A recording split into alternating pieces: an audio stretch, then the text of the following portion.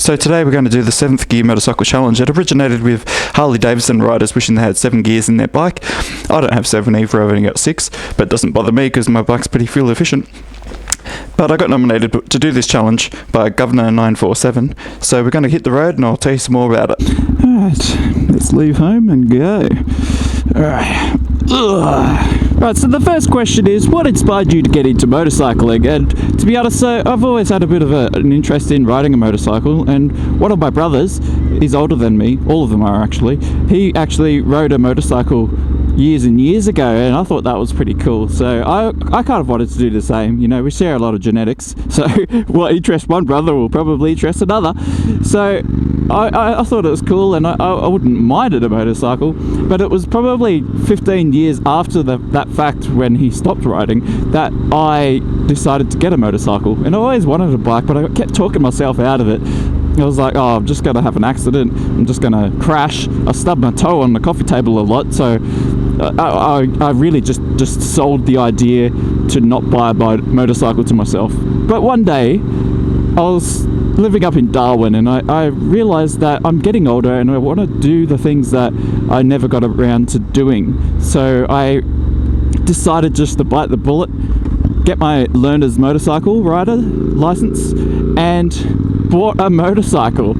It was a Hyosung GV650. It was a big heavy beast, but it had plenty of power and it was a cool bike. But from there, it just really just inspired me to really enjoy being out on a motorcycle. And you can see a day like today, it's raining. Not many other riders get out there and hit the bike, even though it's stopped raining now. It's a bit wet and slippery.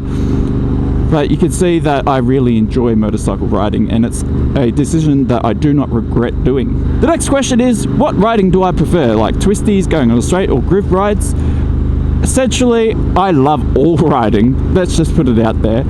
And it just depends. If I wanted to go for a long ride that's enjoyable, I wouldn't mind a combination of twisties and straights. I used to hate twisties, but I kind of got into a position where I had to learn to do twisties, and I enjoyed doing them after that, and it made me a bit better rider.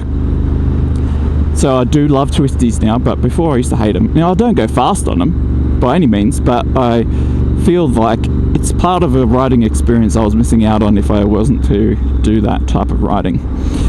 But I also do enjoy group rides. Not every day though, and it depends on the crowd, because there's no point going on a group ride if everyone is going to be just crazy and that you're going to get yourself into an accident. I don't like that type of ride.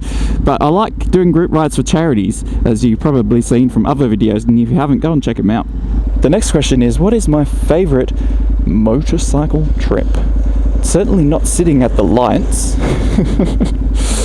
Oh, my visor's fogging up because of all the moisture. Any trip on a motorcycle, in my opinion, is very enjoyable, but my favourite would have to be going for a weekend and going motorcycle camping.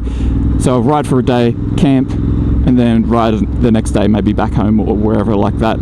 That's my favourite because it gives me a lot of time on the open road just to relax and enjoy motorcycle riding and not really think about life, but just be life, if that makes sense to you guys. Be life. I like that. Question 4 is, what is your favourite riding destination? So any day is a good day to ride, but every day isn't a good day to go to your favourite riding destination. I don't know if I've actually found my favourite riding destination yet. I would like to say it's Magnetic Island off the coast of Townsville, because I love that place, but I've never ridden up there.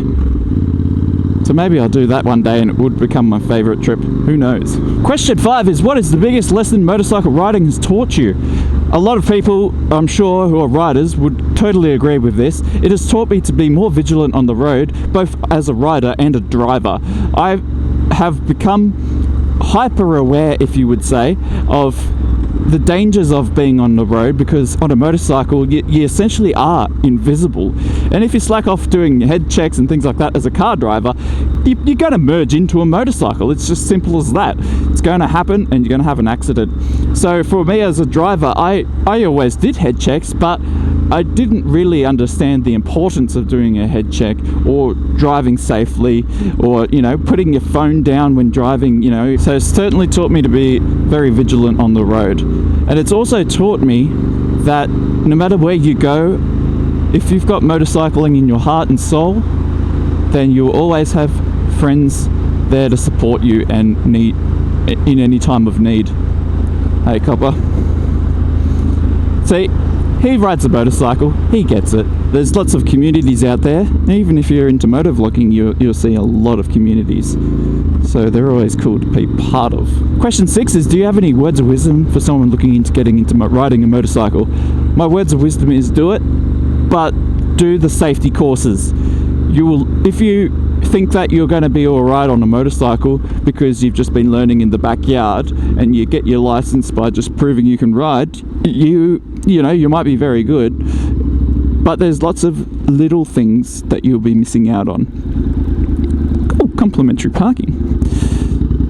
I say that because as a car driver, I thought I knew everything about being on the road, because you get complacent.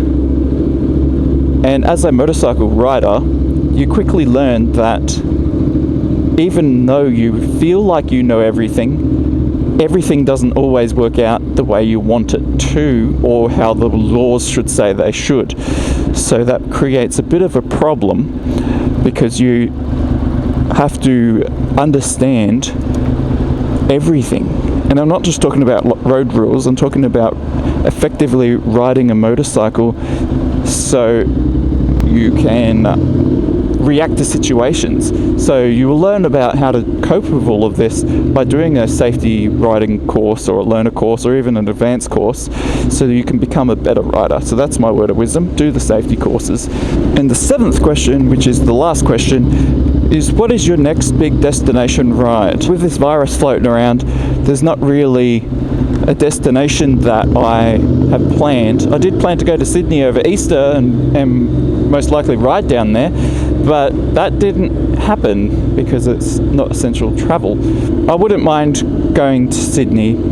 That's probably more realistically going to be my next big ride at Christmas, if the restrictions have eased by then, because that's where my family is, so it'd be great to see them, as well as the missus's family too. Well, there we go, that's the 7th Gear Motorcycle Challenge done and dusted. Thanks Governor 947 for letting me partake in this by nominating me. I really appreciate it. So now I'm going to nominate a few riders to partake in this challenge. So I challenge Black Miss 320 from the Gold Coast, AZ Desert Dog from America, and Black Sheep Biker. G'day guys, Sheepy here, a New Zealand motovlogger. So there we go, there's my nominees for this challenge, and feel free to jump in. Even if I haven't nominated you, you can have this as an open invite. Thank you very much for watching. I'm sick of riding around this car park, so I've got to find a spot to park and do my essential shopping. And as usual, keep safe out there on the road, stay on 2 wheels and not on your head, and I'll see you on next Tuesday. Laters!